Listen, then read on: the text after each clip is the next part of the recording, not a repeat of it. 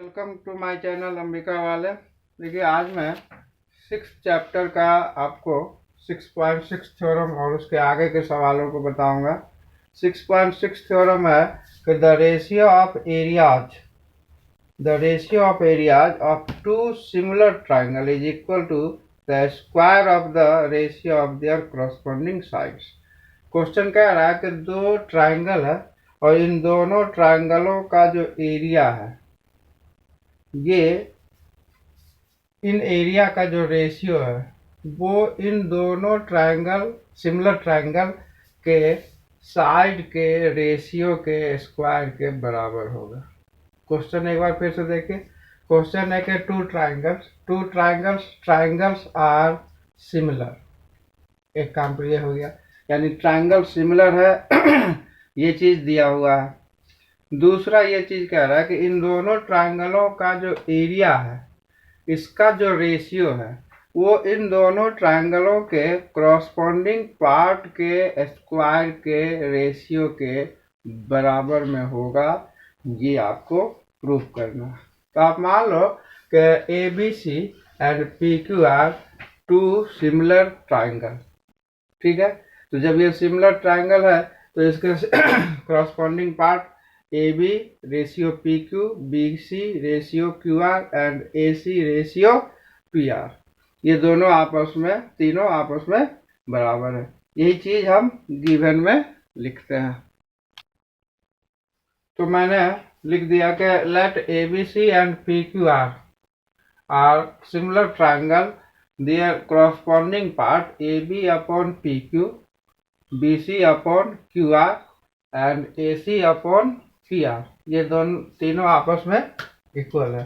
Then आपको proof करना है कि area of A B C and area of P Q R equal to A B जो side है और पी क्यू जो साइड है, इसके स्क्वायर, इन तीनों साइडों के क्रॉसपोंडिंग साइडों के स्क्वायर के बराबर है। ठीक है, यही चीज हमने प्रूफ करना है। अब मैं इसको प्रूफ करने के लिए यहाँ एक परपेंडिकुलर, चूंकि एरिया की बात है तो एक परपेंडिकुलर यहाँ खींच देता हूँ, इसका नाम मैं एम लगा देता हूँ। यहाँ भी एक परपेंडिकुलर खींच देते हैं, इसका नाम है। ये जो हमने खींचा, ये चीज हम कंस्ट्रक्शन में लिखेंगे। देखिए, मैंने कंस्ट्रक्शन में लिख दिया कि A M perpendicular B C and P N perpendicular Q R. अब इन दोनों ट्राइंगलों का जो एरिया है, आप इन चीजों को रेशियो में लिखिए। तो क्या लिख सकते हैं, ये बात हम प्रूफ में लिखेंगे।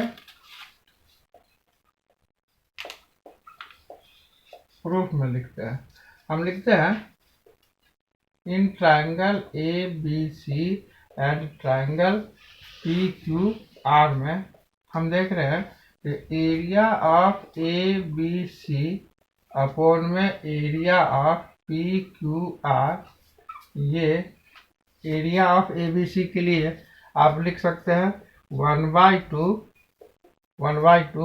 B C into A M लिखी जा सकती है। इसी तरीके से इस ट्राइंगल के लिए 1/2 क्यू आर इंटू में पी एम, 1/2 से ये कैंसिल हो जाएगा। तो आप क्या लिख सकते हैं, B C into A M upon में क्यू आर इंटू में पी एम। ये आप इसको कहिए इक्वेशन फर्स्ट है। अब आप ए बी एम छोटा वाला और पी क्यू एन, इन दोनों ट्राइंगलों को मैं अब इन दोनों ट्राइंगलों को सिमिलर करने की कोशिश कर रहा हूँ। तो आप चलिए, in triangle A B M and triangle P Q N, इन दोनों ट्राइंगलों में क्या है भाई, इधर से ये 90 डिग्री है, यानी कि ये भी 90 डिग्री है।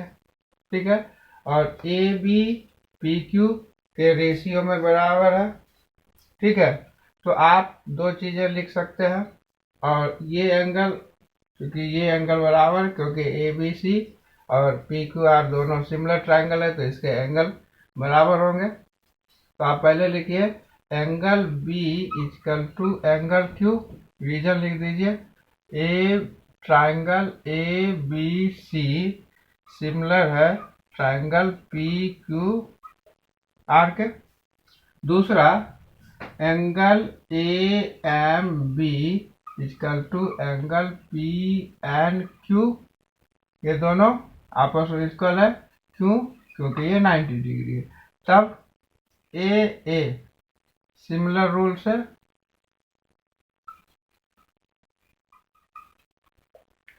रूल से आप कह सकते हैं कि triangle A B M similar है ट्राइंगल पी क्यू एन।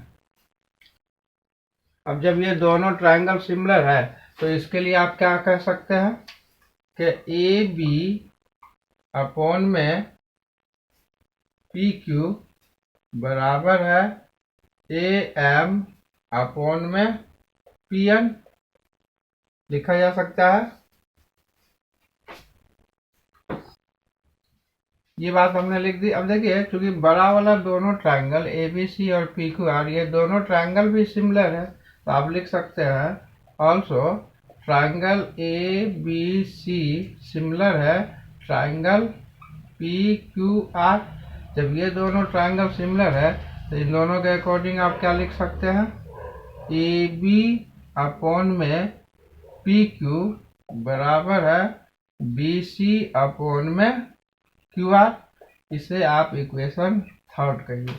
अब आप इक्वेशन फर्स्ट, सेकेंड और थर्ड को देखिए। फर्स्ट में बी सी और क्यू आर, इसके बदले में आप A B into P Q लिख सकते हैं। और उधर A M upon P N है, उसके बदले में A B upon P Q लिख सकते हैं। यानी बी सी के बदले में भी ये लिख सकते हैं और इसके बदले में भी ये लिख सकते हैं। तो आप इक्वेशन फर्स्ट में इसे और इसे दोनों को चेंज करके ए बी और पी क्यू के रूप में लिख दें तो क्या हो सकता है, from equation first, second and third से area of A B C upon area of P Q R equal to A B upon P Q into A B upon P Q. So A B का square upon में P Q का square. यही आपको prove करना था। जिस तरीके से आपने एक एक साइड जो करस्पॉन्डिंग है इसका आपने एरिया स्क्वायर निकाल दिया, इसी तरीके से आप बाकी के साइडों, करस्पॉन्डिंग साइडों के एरिया के भी आप निकाल सकते हैं। तो आप लिख सकते हैं देयरफॉर, इस प्रकार वी नो दैट, क्या हम कर सकते हैं कि area of A B C upon में area of P Q R equal to A B का स्क्वायर अपॉन में पी क्यू का स्क्वायर, बी सी का स्क्वायर अपॉन में Q R square and A C square upon में P R का square. ठीक है, अब हम चलते हैं एक्सरसाइज 6.4 पे। देखिए 6.4 का क्वेश्चन नंबर 1 है कि let A B C similar है ट्राइंगल डी ई एफ। दो ट्राइंगल है A B C D F और दोनों ट्राइंगल सिमिलर है and their areas be respectively 64 and 121 centimetre. उनके एरिया आपको दिए हुए हैं। If E F equal to 15.4 find B C. तो बी सी क्या होगा, देखिए मैं एक बार एक रफली फिगर बना के आपको दिखाता हूँ। सपोज ये ए बी सी है और इसमें दूसरा है डी ई एफ। ये आप सपोज करिए कि डी ई एफ है।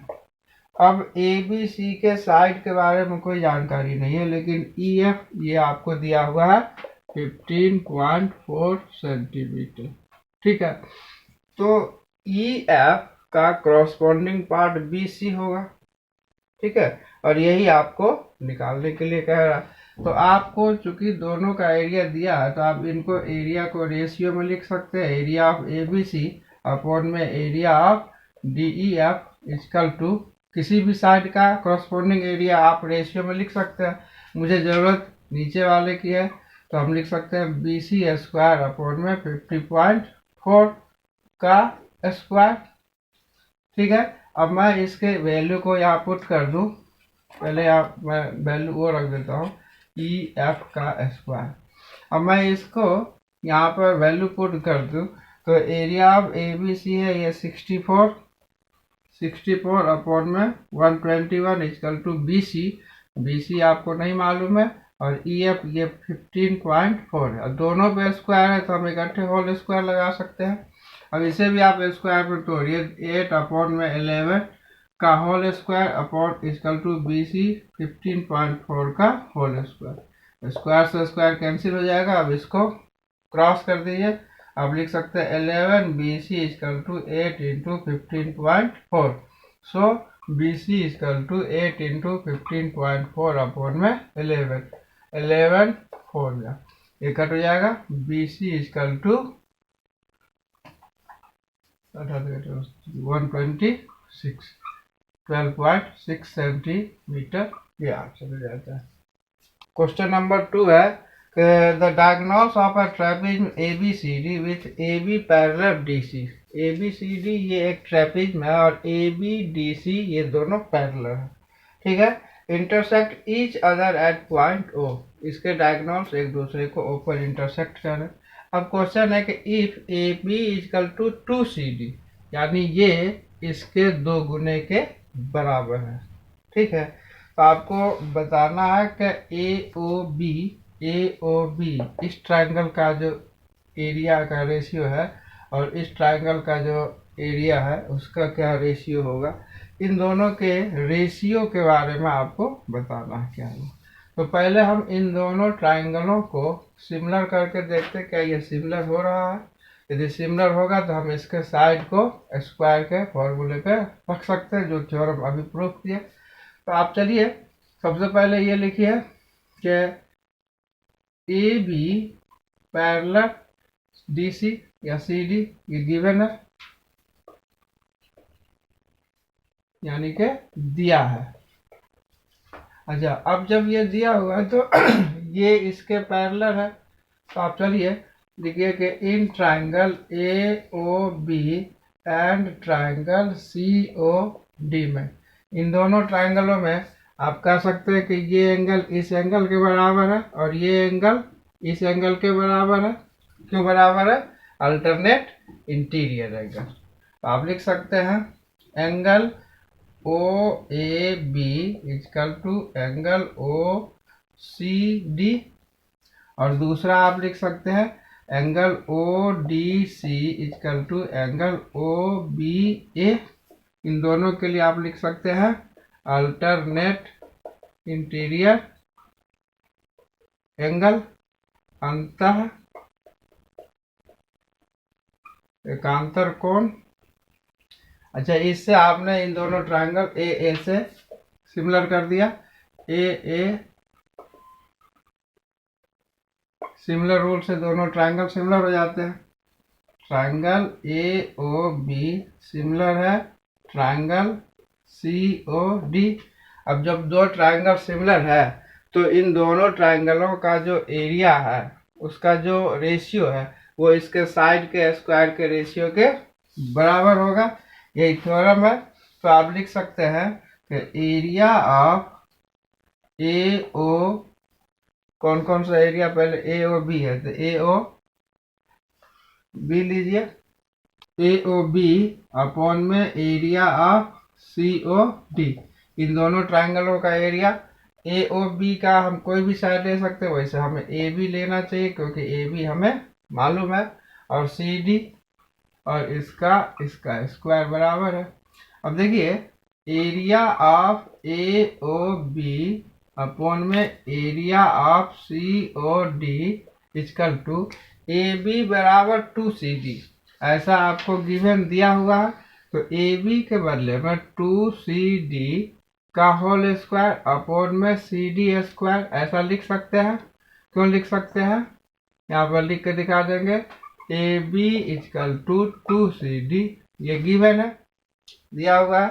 Then area of AOB upon में एरिया ऑफ सी और डी इक्वल टू ये हो जाएगा 4CD² अपॉन में CD²। CD कट गया, 4:1। ठीक। तो हम क्वेश्चन नंबर 3 पे चलते हैं। क्वेश्चन नंबर 3 है कि ABC and DBC are two triangle on the same base BC। देखिए BC आप इसको सेम बेस करिए, तो हमें क्वेश्चन दिया हुआ कि BC एक बेस है और इस बेस पे ABC और BDC ये दो ट्राइंगल एक ही बेस पे रखा हुआ है। कैसा ट्राइंगल है इसके बारे में आपको कोई जानकारी नहीं दिया हुआ है, लेकिन आपको शो करना है कि एरिया ऑफ ABC ये एरिया अपॉन में एरिया ऑफ BDC इन दोनों का जो एरिया है वो AO अपॉन DO इन दोनों के डायगोनल्स के जो इसके रेशियो के बराबर होगा। ये चीज आपको प्रूफ कर, और इसको प्रूफ करने के लिए आपको कंस्ट्रक्शन करना पड़ेगा, और क्या क्या दिया हुआ है ये भी आपको लेकर चलना पड़ेगा। तो सबसे पहले आप दिखाइए कि क्या दिया हुआ है। लिखेंगे लेट टू ट्राइंगल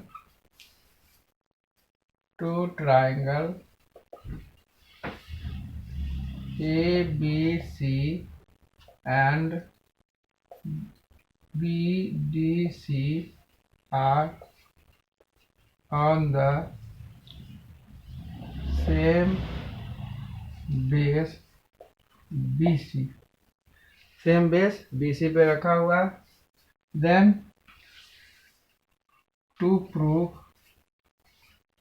क्या प्रूफ करना है कि एरिया ऑफ ABC अपॉन में area of BDC equal to AO upon में DO, ये आपको प्रूफ करना है। तो इसको प्रूफ करने के लिए आपको कंस्ट्रक्शन की जरूरत पड़ेगी। आप यहाँ से एक परपेंडिकुलर खींचिए, नाम M रख दीजिए, और यहाँ से एक परपेंडिकुलर खींचिए, इसका भी आप नाम M ऐसे रख सकते हैं। अब इन दोनों को रचना में लिखिए।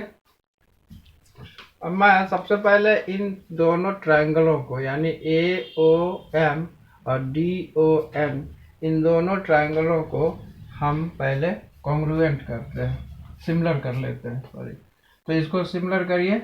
अब लिखेंगे प्रूफ के अंदर आप चलिए in triangle AOM and triangle DOM इन दोनों ट्राइंगलों में क्या क्या चीज है दिया हुआ।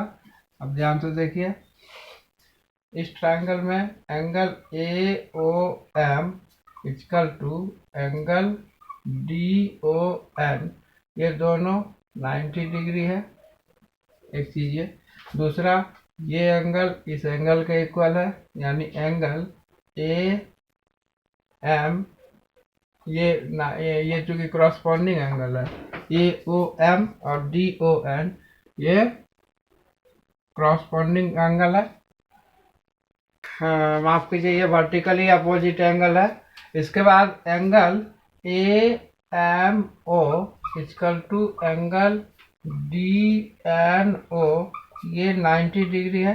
तो अब दो एंगल आपस में इक्वल है, तो AA सिमिलर रूल से आप कह सकते हैं कि ट्राइंगल AOM सिमिलर है ट्राइंगल DON। तो इस तरीके से आप लिख सकते हैं कि AM, ये दोनों ट्राइंगल सिमिलर हो गया, AM अपॉन में DN बराबर है AO अपॉन में DO, ये दोनों चीजें लिख सकते हैं। अब आप आइए इसको कहिए इक्वेशन फर्स्ट।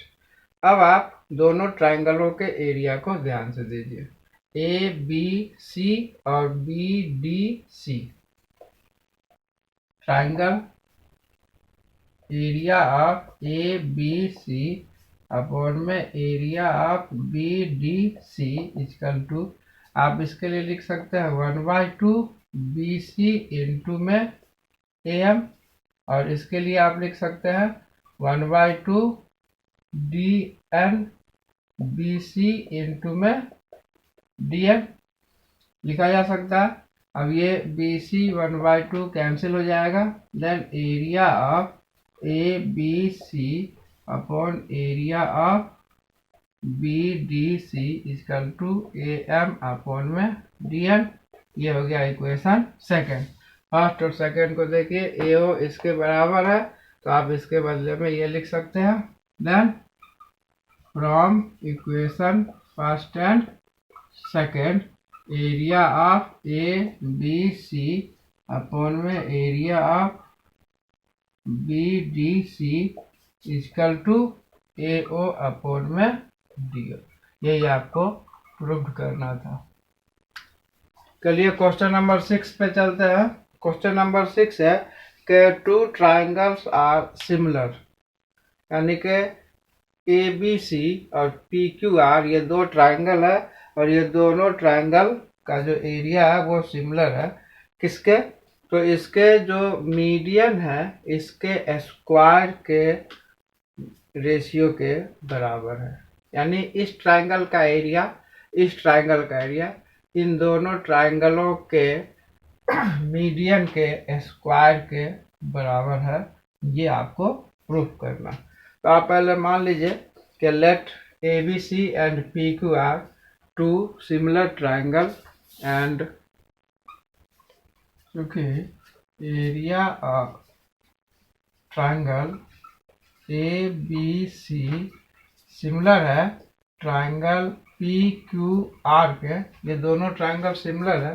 तो सिमिलर ट्राइंगल के अकॉर्डिंग आप लिख सकते हैं, क्या लिख सकते हैं, area of A B C upon में area of P Q R, ये किसके बराबर है, ए बी का स्क्वायर अपॉन में पी क्यू का स्क्वायर लिख सकते हैं।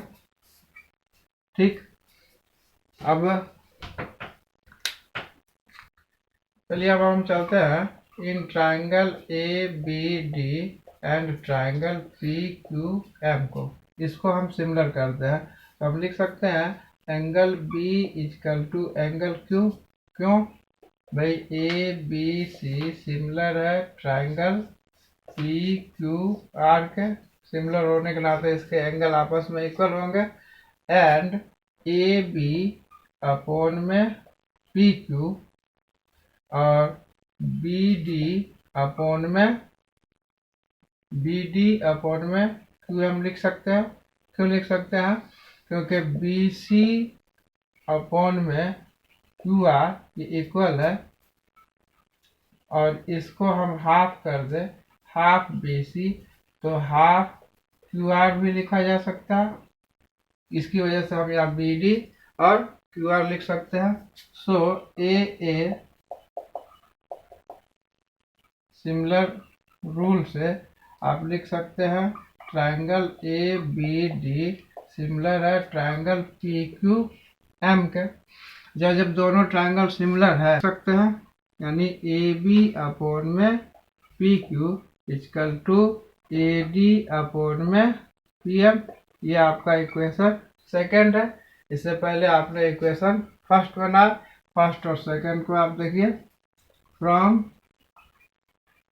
Equation first and second, first और सेकंड से आप क्या लिख सकते हैं, area of A B C upon में area of P Q are बराबर ए डी का स्क्वायर अपॉन में पी एम का स्क्वायर। क्वेश्चन नंबर 7 पे चलिए। क्वेश्चन नंबर 7 है कि prove that the area of an equilateral triangle, एक इक्विलेटरल ट्राइंगल का area describe on one side of a square, एक स्क्वायर के साइड पे बना हुआ है। तो आपने पहले एक स्क्वायर बना लिया, इसके किसी भी साइड पे आप इक्विलेटरल ट्राइंगल बनाइए। सपोज ये इक्विलेटरल ट्राइंगल है जो साइड पे बना हुआ है। Again area is equal to half the area of equilateral triangle described on the of the diagonals। यानी कि ये जो एरिया है जो साइड पे बना है और जो दूसरा एरिया है वो डायगोनल्स पे बना है, ये भी इक्विलेटरल ट्राइंगल है। तो देखिए मैंने ऐसे बना दिया एक ट्राइंगल। अब ये साइड पर बनने वाला इक्विलेटरल ट्राइंगल और डायगोनल्स विकर्ण पर बनने वाला ये इक्विलेटरल ट्राइंगल, ये दोनों ही ट्राइंगल का जो एरिया है वो 1/2 होता है। ये आपको प्रूफ करके दिखाना है, ठीक है। चलो देखिए साइड पे जो बना हुआ है ट्राइंगल BCE और जो डायगोनल्स पे बना हुआ है ACF, ये दोनों ही इक्विलेटरल ट्राइंगल है। और आपको पता होगा इक्विलेटरल ट्राइंगल का जो एंगल होता है ये आपस में बराबर होता है। तो कोई भी आप दो इक्विलेटरल ट्राइंगल बनाइए, उसमें बिना प्रूफ किए आप कह सकते हैं कि A सिमिलर रूल से ये दोनों ट्राइंगल सिमिलर होंगे। तो इस तरीके से आप कह सकते हैं कि BCE सिमिलर है triangle ACF by AA similar rule से ये दोनों ट्राइंगल सिमिलर हो जाते हैं। अच्छा, जब दोनों ट्राइंगल सिमिलर हो जाते हैं तो इसके एरिया को आप क्या लिख सकते हैं, एरिया ऑफ BCE अपॉन में area of ACF equal to, इसके एरिया को आप लिख सकते हैं BC का स्क्वायर और AC का स्क्वायर।